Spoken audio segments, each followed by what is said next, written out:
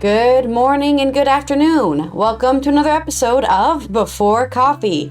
It's Wacky and Weird Wednesday, which means we're going to cover a bunch of weird stuff that's been going on out there. And yeah, that's about it. Horseshoe crabs, horror stories about fertility fraud. We're all going to cover it all here today on Before Coffee. A horror story. What is fertility fraud? On Hong Kong, scientists seek good fortune for horseshoe crabs. Women benefit from exercise just as much as men, but in less time. And man sues over Powerball lottery ticket. Unbelievable biopic on South Korea's first president sparks culture wars. Those stories and more, which is National Sticky Buns Day, February 21st, 2024, on Before Coffee and Sticky Buns.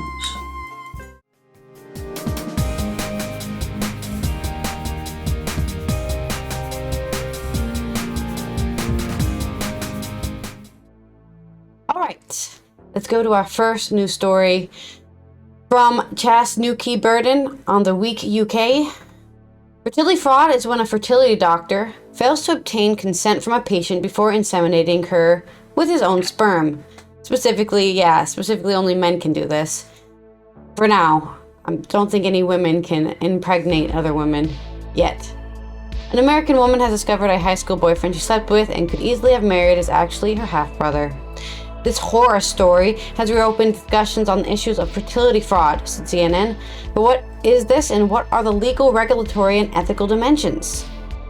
Fertility fraud occurs when a doctor fails to obtain consent from a patient before inseminating her with his own sperm. For those affected, the results can be devastating. Escape your whoops, that was an ad. Blah, blah, blah, blah, okay. But after taking a DNA test to explore a medical issue, he discovered that her biological father appeared to be Burton Caldwell, a fertility doctor who had been helping her mother conceive and had used his own sperm to inseminate her, allegedly without her knowledge or consent. Then she found out that she had 22 half-siblings, including her high school boyfriend. I was traumatized by this, she told CNN. There are many similar cases. In Virginia in the 1990s, Dr. Cecil Jacobson admitted for fathering as many as 75 children through artificial insemination between 1976 and 1988. Indiana Dr. Donald Klein was found to have fathered 94 children before his arrest in 2016. Klein's story was later covered in a Netflix documentary called Our Father. More than 50 fertility doctors around the U.S. have been caught or accused of using their own sperm to impregnate their patients, said the New York Times. But campaigners told CNN there are more. They know of at least 80. All this opens up an obvious burning question, wrote Carol Midgley, from the Times. Why do doctors do this? Is it a God complex? An insidious form of rape? Or a misguided belief that he is helping his patients? I'm sorry, your husband's sperm are too weak, but I'll help you. I'll give you mine. Those who have admitted to covertly using their own sperm have generally said they did it because there was a lack of available stock. Jacobson, for instance, said he used his own sperm in cases where only frozen sperm from a sperm bank were available. This is a little comfort of many of those affected. Some people call this a horrific act of medical rape. Adam Wolf, a lawyer who represented an alleged victim of fertility fraud, told Forbes, but regardless of what you call it, the heinous and intentional misconduct is unethical. Yeah, I'm pretty sure doctors are forced to take ethics classes, but they still end up not learning anything from it. I guess that's what happens when you're forced to learn about it. Unfortunately, legal redress is hard to come by. Most U.S. states have no laws against fertility fraud. In 2019, Indiana became only the second state after California to pass legislation making it an offense. One way to address this issue is to limit how many times a donor can donate. But in the U.S., there are no legal limits on this. In contrast to Germany, where a donor may not father more than 15 children, and the UK, which limits it to 10 families. The absence of criminality in the U.S. against fertility fraud reflects the broader lack of regulation in reproductive medicine, said The Verge, which, yeah, obviously they're the ones who just said, hey, never mind, abortion maybe isn't a protected right. This is the U.S. we're talking about. Some say The issue was a historic one, which cannot be repeated today. The safety measures and safeguards currently in place would make allegations of fertility fraud virtually impossible, a spokesperson from Boston IVF's fertility clinic told the Associated Press. This is a really easy thing to solve, I guess, is the person who does the IVF is always a woman, because, I guess a male co-worker could pay you off. Hey, put my sperm in there. But the likelihood of that happening is way lower than I'm the doctor. I have control of what's going on in the lab. I can do whatever I want in there. No one will know the better. A woman just can't do the same thing, right? A woman can't just magic sperm into the air. So. Wow. But depending on the U.S. state and its definition of consent, doctors often cannot be prosecuted for rape or sexual assault because their patients technically consented to the insemination procedure. Just not with what sperm, yeah. You have to have a contract, right? I want this guy's sperm, and then, hey, you broke my contract. I said this guy, not yours. Sometimes those conceived after a case of fertility fraud choose to confront their father. Janine Pearson, who believes that Burton Caldwell's impregnated her mother with his own sperm after falsely telling her that donor would be a Yale medical student, visited his home unannounced. He was not in any way apologetic, she told CNN, but he did ask how many grandchildren he had and was very curious about her scholastic achievements and how intelligent I was, basically, because that's passed down through your genetics. It says a doctor. Hello? Before she left, she took a selfie with him. It was just a little mixed emotion, like, I despise you, but at the same time, I'm grateful to be here, she said. So, that's your story of people being weirdos here on Whacking Weird Wednesday. Please don't do this if you're a doctor out there. I don't know why I need to tell you this, but don't do this. It's weird and it's not acceptable, and stop being a doctor. All right, on to your story. My first reaction, what a jerk off.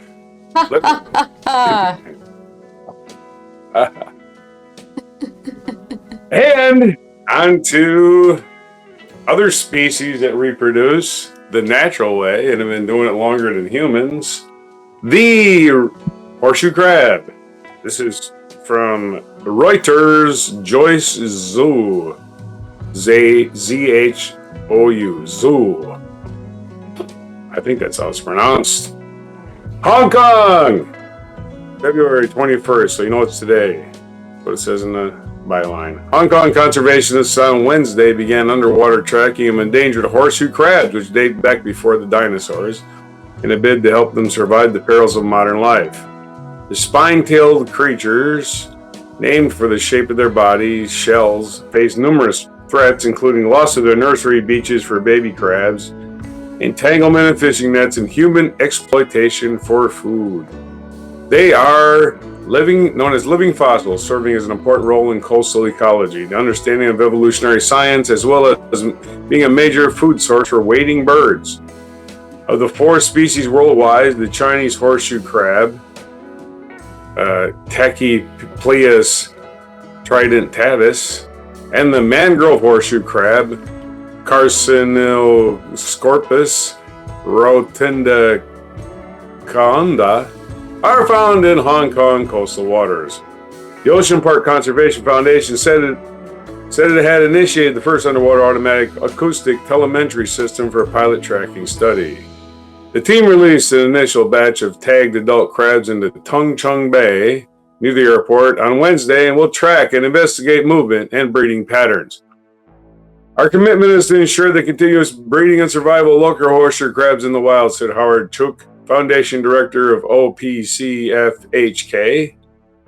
The local population of juvenile horseshoe crabs is estimated to be less than 10,000, while data on the adult population is inadequate, making it difficult to accurately estimate their numbers, OPCFHK said, the world's most hardest acronym. Rising water levels due to global warming could also exacerbate loss of habitat, with Hong Kong's beaches at risk of being submerged in the future, said Professor Sheng Su Jin, Associate Professor at the Department of Chemistry at Sydney University, Hong Kong. The measurement of water temperatures in the study can also directly monitor the situation of global warming. there's your quick update on horseshoe crabs. Not the longest story, I hope. So we're gonna have another weird story, and this is truck spills 10,000 gallons of milk on the Massachusetts highway. This is February 19th. Fires in Massachusetts. This is from UPI, United Press International, Ben Hooper. Firefighters in Massachusetts said major traffic delays were caused when an overturned truck spilled about 10,000 gallons of milk onto Massachusetts Turnpike on the ramp. The Auburn Fire Rescue Department said the truck rolled over on the ramp from Route 12 west on Interstate 90 west in Auburn, causing 10,000 gallons of milk and a large amount of diesel fuel to spill into the roadway. So you probably can't drink the milk now. No injuries were reported as a result of the crash, but major traffic delays were reported as a result of the incident and the ensuing cleanup operation. Massachusetts Department of Transportation said the ramp was completely closed for several hours while the truck spilled liquids were removed from the highway. So don't go out there with your sticky buns and try to use that milk. It's got diesel in it. Gross. There's 2 word stories for this morning. Back to you. Your sticky buns day, man. It's sticky buns day. Well, it's diesel fuel. Otherwise, the joke might have worked. You know what? Diesel what fuel. A weird phrasing as well, sticky buns. All right. Well, I've always loved horseshoe crabs, even though they're kind of creepy, but I guess they're creepy because they've never evolved for like thousands of years. So they're what we all used to look like probably in the past. Just we all used to be horseshoe crabs. I mean, according to some scientists, and I think even Hank Green said something like this, everything evolves into crab. Like at some point, crab is the ultimate like biological form, you know? For some reason, it's crab. I'm a crab this morning, so there you go. Maybe you need a crab apple to make yourself feel better. All right, let's go. A long nap. A long nap. Let's go on to this article about women and how they benefit from exercise a little differently than men do. This is from Der Standard, which is a German news source. So if there's some broken English in here, it's because my Google Translate did not translate very well. Cycle, walking, swimming, or strength training. Everything is good for your health, a new study shows. The exciting find, though, is that things happen faster for women. That's right, strength training is extremely good for your health, but men have to train significantly more to achieve the same effect. For women, 1 strength unit per week can make a huge difference. I agree. I did yoga for like a month or something, and my hands were so much stronger just from that 1 month of doing yoga, because you have to do handstands a lot, right? You stand on your hands. So I'm like, wow, my grip strength is crazier. Like I used to have such weak grip strength.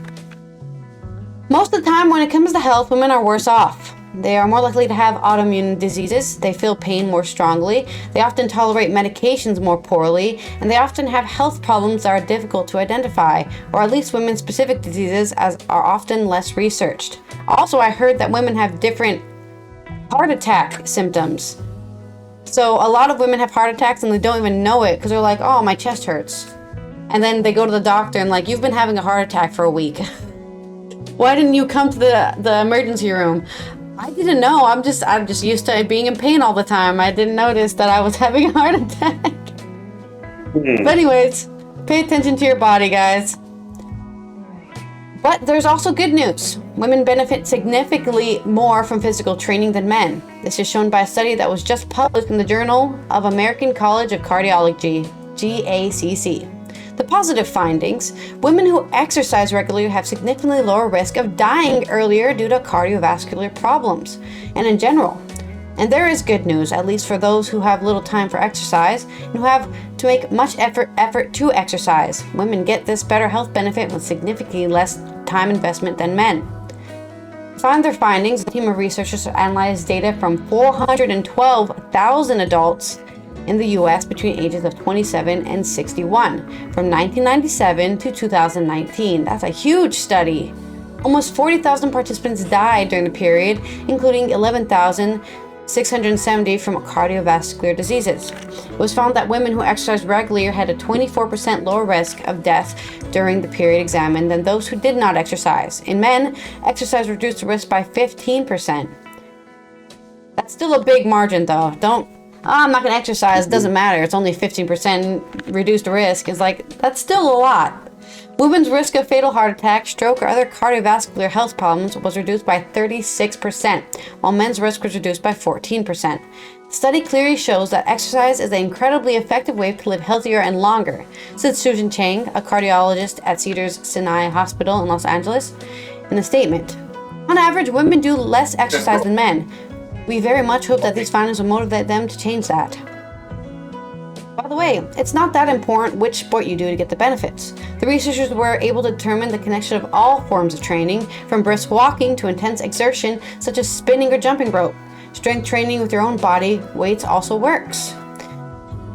By the way, when it comes to sport, we're not talking about an enormous expenditure of time. If a man chooses moderate aerobic activity, i.e. exercise that allows him to carry a conversation without major problems, he will have reached the upper limit of health benefits after 300 minutes, or 5 hours per week.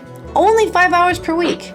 So you can basically do it every work day and then be lazy on the weekends and for 1 hour, and you get that 15% risk of death. It's here specifically, it says reduced by 18%. Of course, more exercise is always okay, but it's no longer significantly increases the health benefits. So past that 5 hour limit, you're basically just torturing yourself. Okay, good to know. For women, half of that is enough. Women achieve the same risk reduction after 140 minutes, or just under 2.5 hours per week.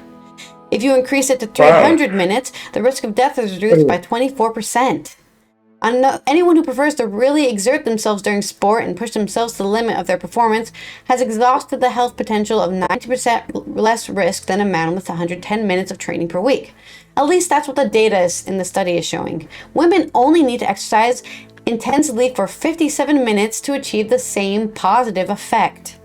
The health benefits of strength training are particularly great. Women who regularly exercise their muscles were able to reduce their risk of cardiovascular death by as much as 30% compared to the 11% of men. The beauty of this study is that women can get significantly more out of every minute of moderate to vigorous activity than men, emphasizes study co-author Martha Gulati from Cedars-Sinai Medical Center in Los Angeles. The data is clear. Better fitness equals reduced risk of death, but the data also shows that people don't move enough. Only a third of women and 43% of men did as much exercise as makes sense based on the study's findings. Things look even worse when it comes to strength training. Only a fifth of women and 28% of men challenge their muscles at least once a week. Even a limited amount of regular exercise can have a huge impact on your health. This is particularly true for women, emphasized Chang. Just 20 to 30 intensive minutes a few times a week are enough. A study also shows that there is no clear defining training approach for everyone, says Eric Shirwama, an epidemiologist. I'm saying that wrong. Huh? Oh, epidemiologist. Robert was telling me how to say it.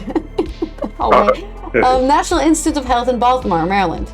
A person has very different activity needs depending on age, state of health, and time budget, but the data clearly shows that every movement is valuable. The question remains why the genders have to invest such different amounts of time for the same result. To say the research is due to several factors, including variations in autonomy and physiology. Men have a higher lung capacity, larger hearts, more muscle mass, and more fast twitch muscle fibers than women. That's why women may use different breathing, metabolic, and strength resources for the same movements, which then leads to better training success. For Kuno Holtenroth from the Martin Luther University Halle-Wittenberg, the result is no surprise. I have been advocating for a long time that the sports recommendations and health guidelines should be differentiated more according to gender and age. Emphasizes the sports scientist, back in 2008, he developed a formula for calculating the ideal pulse rate for endurance sports that takes difference between women and men into account. On average, women have a significantly lower muscle mass, a lower metabolic rate, smaller body dimensions, and a lower blood volume than men, explains Houghton Roth. Right, this is generalizations, by the way. Yes, there are some 7-foot women out there, but most of us are not 7 feet, okay? I'm 5 feet 3'9", okay? Or 161 centimeters. Not very tall. I can fit in a box. So I definitely don't need as strong as a heart to pump my blood all over my body. As a man who's like 7 foot, he's gonna need way more body strength to move all that body around. And you're also gonna weigh more because you're so much body. But there you go. There's all a those big. Tendrils of muscle. Sorry. All those tendrils of muscle, or whatever it's called. Exactly. Extra muscle. Tendrils of muscle twitch fibers, whatever. So there's your big news. Even if you're a man, you should still be out there walking for 5 hours a week is all you gotta do. A week, not a day, a week. 1 hour, go for a walk every day. Sorry? Yeah. I should do something anyway, right? Yeah, you should do anything is better than sitting on your ass. That's for sure. I mean, I'm doing yoga 30 minutes every day, or 5 times a week. So that's not 5 hours, but I'm getting the same benefit as a man who would have to do it for 5 hours. That's good to know. But I do wonder about this study if they took into account the lifestyles between women and men. We still kind of live in a patriarchal society. Whether or not it's getting less and less is up to another discussion. But women do stuff like vacuum the house, clean the house, that kind of stuff. Vacuuming takes a lot of energy, okay? Doing this, you're bending over, you're freaking going under shit. So I'm just saying, I wonder if they took lifestyle into account, because this is from, how long was the study from? It was like 1980 to 2019, right? That's a long change of, 1997 to 2019. That's a huge change in like our cultural, societal expectations since then as well. So I am curious if they took any of that into account, or they're just like, wow, it's crazy, women need to exercise less. Or maybe they're exercising, that's not considered exercise, like vacuuming or something. I don't know. To read the study if I cared enough, I guess. But there is my story on exercise and why you should do it. Reduce that risk of heart attack. Your story. You said doo-doo. Doo-doo.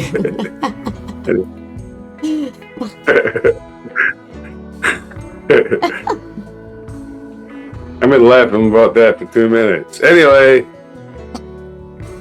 in lottery news, or a sore loser news, or clueless people. I don't know if this makes the news, but here we go. U.S. man sues Powerball lottery after apparent $350 million jackpot win turns out to be a mistake. This is from Russell Hope of Sky News. It is the other one just has as many commercials. So, in his lawsuit, he says when he tried to claim the ticket, he was rejected, and he was told by an employee that the ticket was no good. He should just throw it in a trash can. You're not going to get paid. Okay. John Cheeks allegedly saw his numbers on the DC Lottery website on 8 January 2023 after buying a ticket for the Powerball draw held the day before. In his legal action, he claimed his chosen numbers, a mix of family birthdays and other numbers of personal significance, were online for 3 days.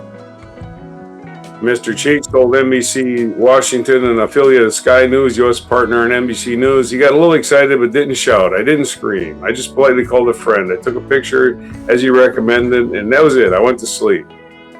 I'm not a regular, except for when the jackpot goes up, he said.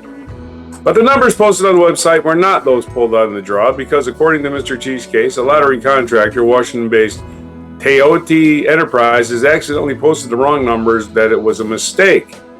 In his lawsuit, Mr. Cheeks said when he tried to claim the ticket, he was rejected and he met another brick wall at the Washington office of Lottery Gaming Prize Center. He said an employee told him the ticket was no good, he should just throw it in a trash can, adding, "You're not going to get paid. There's a trash can right there." Mr. Cheeks put the ticket in the safe deposit box instead, he said, and contacted a lawyer. As for the lengthy gap between the alleged events and the case being filed, Mr. Cheek said he was being immersed in his work and is trying to set up a bank for people who didn't qualify for traditional mortgages. Okay. Mr. Cheek's lawyer, Richard Evans, said they have said that one of their contractors made a mistake. I haven't seen evidence to support that yet. Even if a mistake was made, the question becomes, what do you do about it? There is a precedent for this. A similar case that happened in Iowa where a mistake was admitted by a contractor and they paid the winnings out. Powerball, the Multi-State Lottery Association, Toyota Enterprise, and various government bodies named in the lawsuit have been approached for comment, 4NBC said. Toyota has managed the DC Lottery website since 2022, it said on its own site. So, I don't think he has a case. I have no idea why he thinks he has a case. Powerball numbers are the Powerball numbers. Whether they put in the paper wrong or not, it doesn't change the fact that the Powerball Commission is going to go, those aren't the numbers. Try that with your bookie. Try that with your bookie. Yeah. But those aren't the numbers. So break your hand. He will break your hand and send you away. Anyway, another lottery news. People wanting something for nothing and getting something for nothing. Let's do this story. This is UPI. Ben Hopper, Kentucky man's Valentine plans earn him a $50,000 lottery prize. February 20th. A Kentucky man said a decision to buy lottery tickets as Valentine's Day gifts for his wife led to him winning his own $50,000 prize. Jimmy Tate of Versailles told Kentucky lottery officials he visited the lottery vending machine at Kroger store in Versailles, however you pronounce it in Kentucky. It's probably Versailles. Yeah. To buy some scratch-off tickets to give his wife for Valentine's Day. While at the machine, Tate decided to buy a $30 $50,000 cash ticket for himself. A ticket that cost $30. I actually stopped at the machine to get her a couple of tickets for Valentine's and decided to buy that one. Tate's ticket turned out to be $50,000 winner. I could tell the numbers were matching up, and I was like, this is a big winner, so I went home to finish scratching, he recalled. Tate said his wife quickly showed the ticket. Tate said he quickly showed the ticket to his wife. My wife was excited as I was. Tate said, I couldn't believe it. I've hit the 1,000, the 2,000, but the 50,000, I just could not believe it. I was nervous as I was. And I was as nervous as it was. Whose it was. Okay. Tate said he will put his winnings towards paying off bills and putting down a payment on a new house. There you go. Oh, that's what you do with your money. Get rid of that debt. Don't just go, I need a new car. Nope. New car, new problems. As I'll paraphrase. Okay. And more lottery winning news, not lottery losing news. Runaway dog selects winning scratch-off lottery ticket. It's also from Ben Hopper, who's doing the lottery news today, or 2 days ago. A Chinese woman golden retriever pulled away from her during a shopping trip and grabbed a scratch-off lottery ticket that turned out to be a $139 winner. The woman, identified by the surname Lin, said she was out shopping in Guangdong when her dog pulled out on its leash and ran into a nearby store. Lin pursued her pet and was told she would have to pay for the scratch-off ticket the canine had grabbed in its mouth, leaving tooth marks. Pet owners of the embarrassing incident turned out to be profitable when the ticket revealed the prize worth $139. Lynn took her dog back to the store the next day, and the canine selected another winner, this time worth just over $4. The pet owner says she spent some of the prize money on treats and canned food for the lucky dog. Oh, yeah. Get him his latest, squirrel video. Let him just watch it all day. Here's your lottery news. All right. And I sent you a clip. You're going to have to figure out what to use from it. It's like 40 minutes long, so.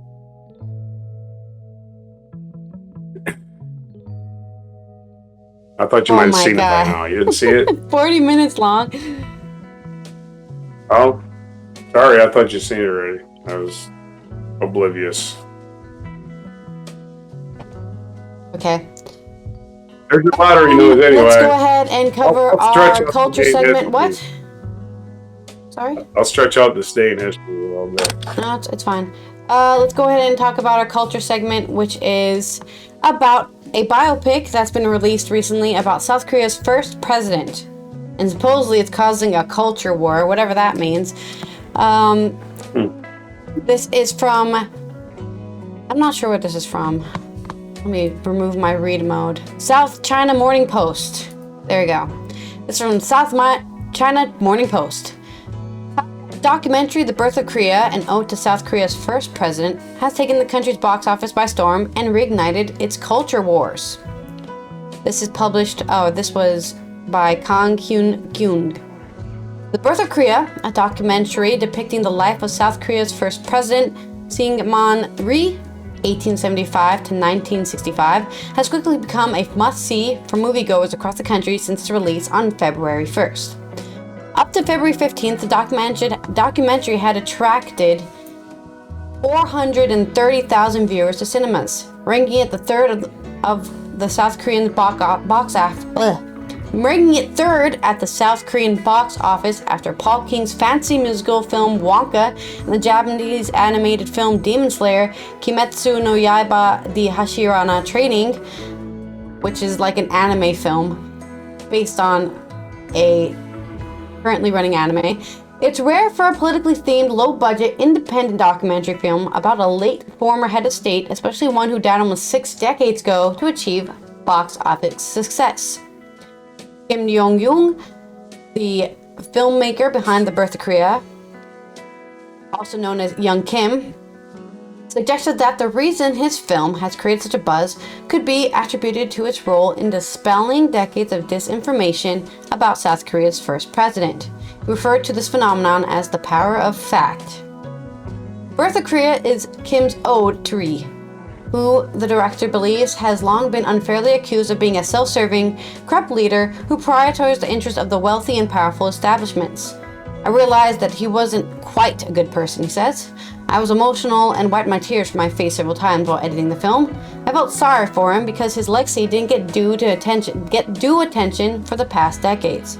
Contrary to public perception, Rhee was a patriot, an advocate for the have-nots, the weak, and women's rights.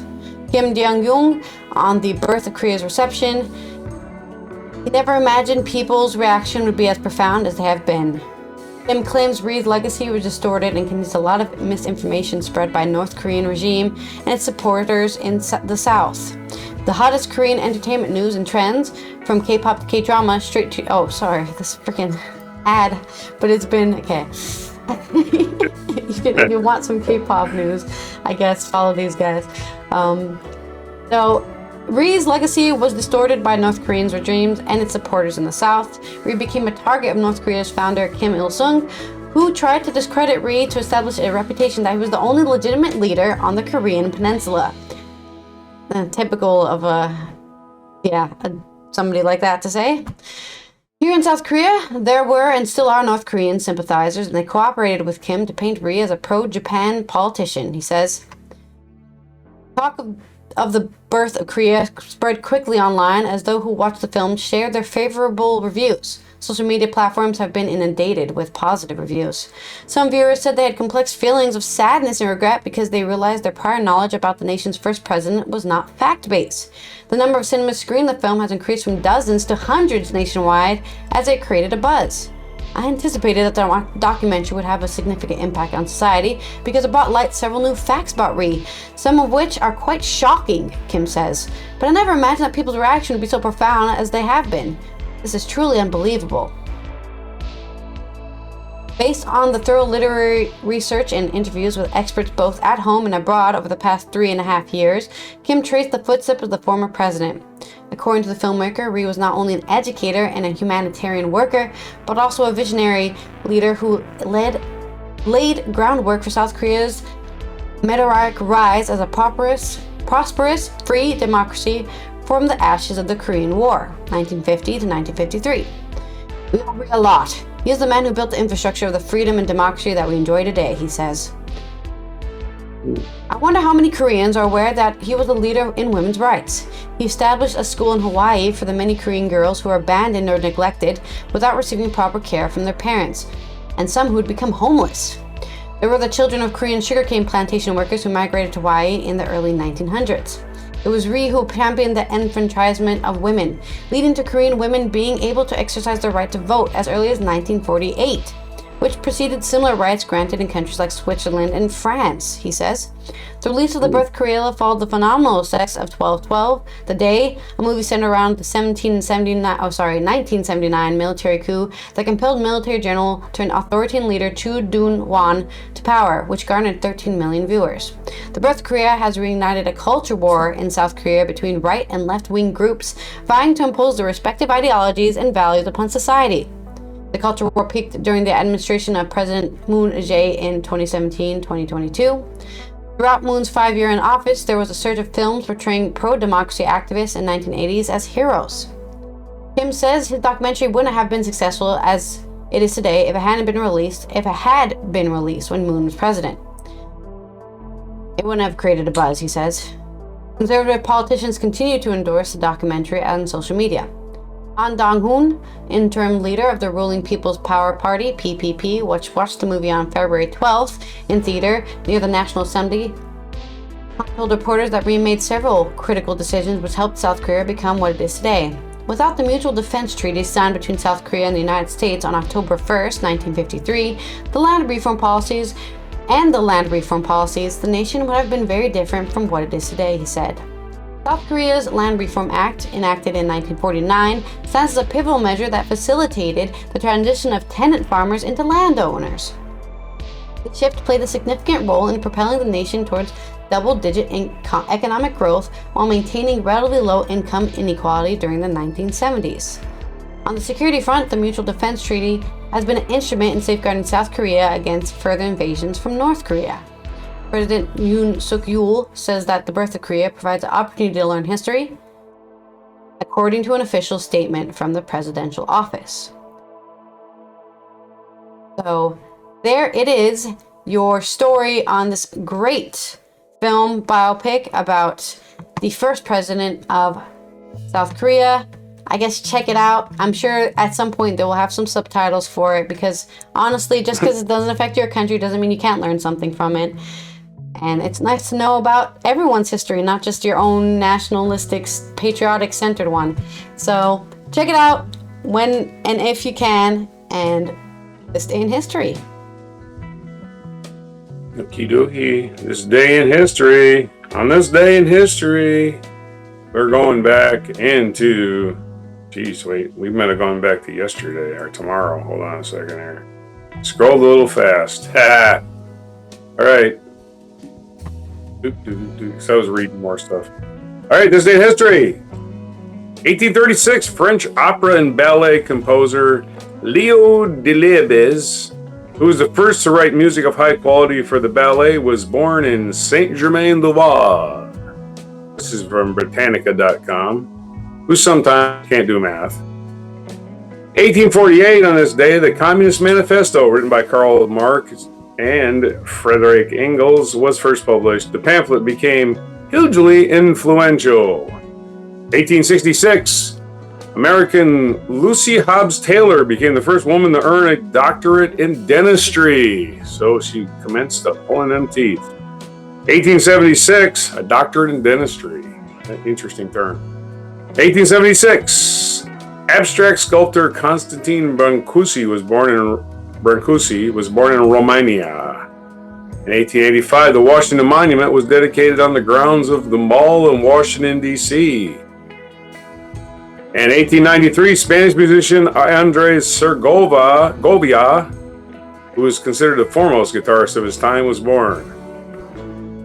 In 1903, author Anais Nin, whose literary reputation rests on 8 published volumes of her personal diaries, was born in France. In 1907, W.H. Auden, one of the foremost English language born poets of his era, was born. These are all birthdays.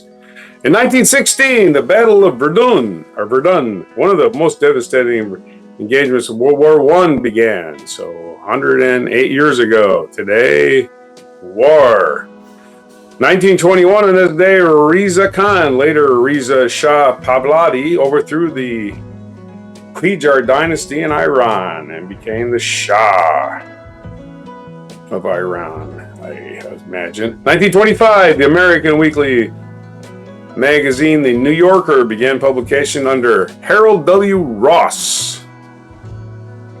1936, American lawyer and politician Barbara Jordan became the first African-American congressman to come from the Deep South. Was born in Houston, Texas.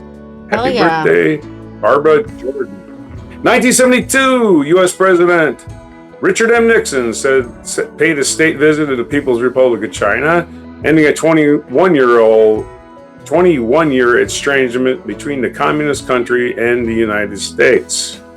In 1995, American businessman and adventurer Steve Fossett became the first person to fly solo across the Pacific Ocean in a balloon. He was the first of his many aviation records, of course. We talked about him the other day. He died in one of his flights in the Nevada mountains. 2018 on this day, Billy Graham, the evangelist Billy Graham, died at the age of 99. And our featured event, Malcolm X assassinated. On this day in 1965, Malcolm X, who articulated concepts of racial pride and black nationalism in the United States, was assassinated on this day in 1965 and became an ideological hero after the posthumous release of the autobiography of Malcolm X. Also featured biography, Robert Mugabe, president of Zimbabwe and kind of a dickbag, was born on February 21st, 1994, or he's born 1924 in Katama, Zimbabwe, and died September 6, 2019 at the age of 95 in Singapore. So it's Mugabe's birthday. Other birthdays, John Rawls, American philosopher, was born in 1921. Harold V, King of Norway, was born in 1937. Kelsey Grammer, actor, American actor, born in 1955. And David Foster Wallace, American author, born in 1962. Other events. 2009, Rihanna. We talked about her yesterday. It was her birthday. In 2009, which was her 21st birthday, Rihanna issued a statement thanking fans for the support after alleged assault by her R&B singer boyfriend, Chris Brown. But the singer declined to comment on a leaked photograph which appeared to show her with facial injuries. The Los Angeles Police Department had launched an internal investigation and asked for the public's help in finding the person who leaked the photograph. Of course, Chris Brown probably didn't get as much trouble as the guy who leaked the photograph. Typical. Which is the nature of America. Yep. Also born on this day, February 21st, Representative John Lewis, U.S. Congressman and civil rights icon, who chaired the Student Nonviolent Coordinating Committee from 1963 and 1966 was born. He was a Democrat who represented Georgia's 5th Congressional District from 1987 until his death in 2020. Of course, he was beaten up on that famous bridge protest, almost beaten to death. He was not unconscious. Happy birthday, John Lewis. He would be 84 today. Oh, what the heck is this crap? Other birthdays today? There's other birthdays today. Mary Chapin Carter turns 66. Jerry Harrison, keyboard player of Talking Heads, turns 75. Nina Simone, African-American singer, would be 91 today if she was alive. She was 70 when she died 21 years ago. And what day is it today? It is also National, besides Sticky Bun Day, it is National Grain-Free Day. So if you're having a sticky bun, somehow, I don't know how you're going to have them without grains, because they pretty much got to contain wheat, I think. If you're making any, well, or whatever kind of flour. There's other kinds of flour. You can make it with insect flour, I suppose. Grind up the little bugs in the flour and have yourself a sticky insect bug flour day. Back to you. Now that I grossed you out. I can't think of Back what the replacement for flour is. Yeah. That's the news for today. That's the weird news for today, which is February 21st, 2024. The comprehensive news of planet Earth on Before Coffee. All right. And this has been Allison here from the Netherlands. Now a year older. I feel the same. And I'm happy to find out that doing yoga makes me healthier than, I guess, other people. Woohoo, I'm so great. Man, I'm amazing. Just do Anyways, yoga because it makes you better. terrible tragedy happened this day in history with Malcolm X getting assassinated because nobody, racist America doesn't likes nothing worse than a black man speaking the truth. So here is your mic drop moment. And under another man's flag and under another man's government and under another man's court system. You have to look to that other man for justice, and you'll never get it. And Negroes in this country probably are authorities on that. Yeah. To what extent does this formulation approach that expounded by Zionists? They, for example, many Zionists maintain they could never expect justice in the Tsarist courts and the courts found in other countries in Eastern Europe and so on. And they decided that it would be wise to establish a separate state in Israel. And all of the world powers got together, the white world powers, I should say, got together and helped all of these white Jews to establish a separate state in the heart of dark-skinned people's territory.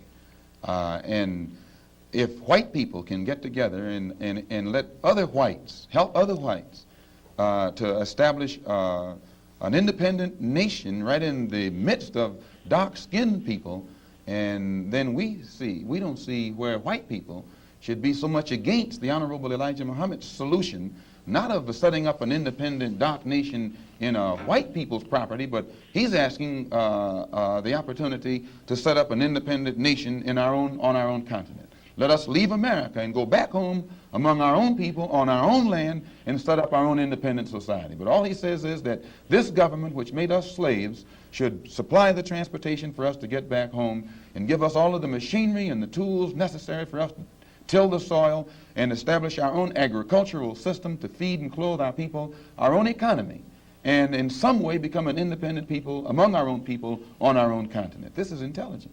And Zionists should never criticize us. You say then that the United States is not the black man's country. Definitely American not. laws No, are no. not black man's laws. No. So, American laws are not the black man's laws. well, the laws here in America were made white by. Whether you are a Christian or a Muslim or a nationalist, we all have the same problem. They don't hang you because you're a Baptist, they hang you because you're black.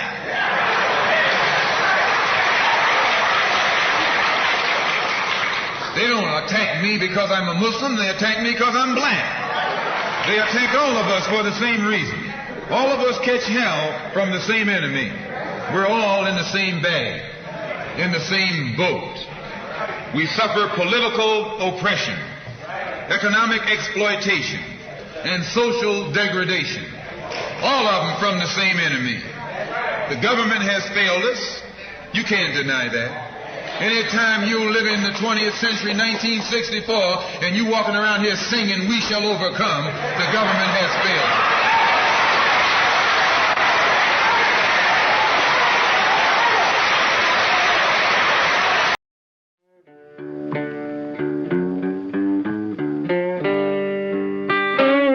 Be sure to hit the like, subscribe, and notify buttons, and follow our other channels, Toxic Alley, History of Gravy, and Scratchy Old Records.